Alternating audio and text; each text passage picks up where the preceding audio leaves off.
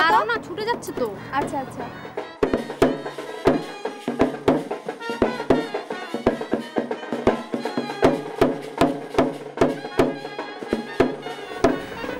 আর উঠবো না।